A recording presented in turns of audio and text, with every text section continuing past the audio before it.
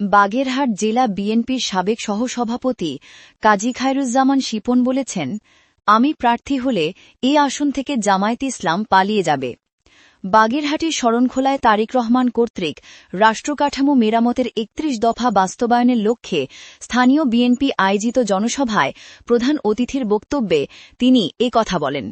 শুক্রবার বিকেলে শরণখোলা উপজেলার খোন্তাকাটা সরকারি প্রাথমিক বিদ্যালয় মাঠে অনুষ্ঠিত জনসভায় প্রধান অতিথির বক্তব্যে শিপন বলেন, ৭১ সাল আর ফিরে আসবে না। ৭১ সালের কর্মকাণ্ড মানুষ ভুলে নাই। বাংলাদেশের মানুষ সচেতন, আপনাদের আর সুযোগ দিবে না। খুন্তাকাটা ইউনিয়ন বিএনপির সাধারণ সম্পাদক ড মোহাম্মদ কবিরের সভাপতিত্বে অনুষ্ঠিত জনসভায় বিশেষ অতিথি হিসেবে উপস্থিত ছিলেন শরণখোলা উপজেলা বিএনপির সভাপতি আনোয়ার হোসেন পঞ্চায়েত, মোরেলগঞ্জ উপজেলা বিএনপির সভাপতি শহীদুল হক বাবুল, মোরেলগঞ্জ পৌর বিএনপির সাধারণ সম্পাদক আসাদুজ্জামান মিলনসহ বিএনপি উপজেলা ও ইউনিয়ন থেকে আগত বিভিন্ন পর্যায়ের নেতৃবৃন্দ। এ সময় বক্তারা বলেন, বিএনপি সবসময় সাধারণ মানুষের পাশে ছিল, ভবিষ্যতেও পাশে থাকবে এবং তারেক রহমানের রাষ্ট্রকাঠামো মেরামতের ৩১ দফা আমরা ঘরে ঘরে পৌঁছে দিচ্ছি। নাটক, সিনেমা, ওয়েব সিরিজ সহ বিশ্বের পপুলার টিভি চ্যানেল সবকিছু একসাথে শুধুমাত্র জাগো বাংলায়।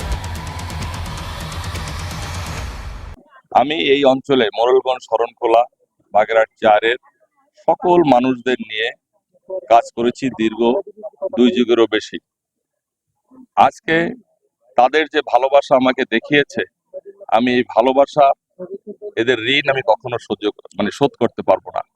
সুতরাং আমি এই অঞ্চলে বিগত দিন ছিলাম, আগামী দিনও থাকবো। আমি এদের কিন্তু কথা দিয়েছি, আমি মৃত্যুর আগ পর্যন্ত এদের সাথে থাকবো। আমাদের ভারপ্রাপ্ত চেয়ারম্যান জননেতা জনাব তারেক রহমান সাহেব স্পষ্টভাবে জানিয়েছে, যারা মাঠে ঘাটে ছিল, কাজ কাম করছে, তাদেরই নমিনেশন দিবে।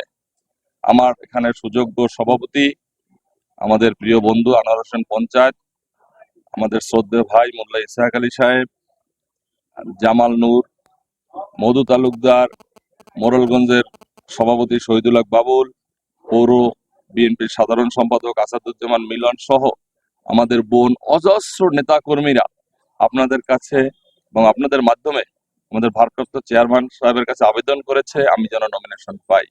আমিও বিশ্বাস করি ভারপ্রাপ্ত চেয়ারম্যান অবশ্যই তিনি তার কথা রাখবেন এবং আমাকে নমিনেশন দেবেন, এবং আমি যে নমিনেশন পাবো এই বিশ্বস্ততার উপরই আমি এই অঞ্চলে কাজ করছি।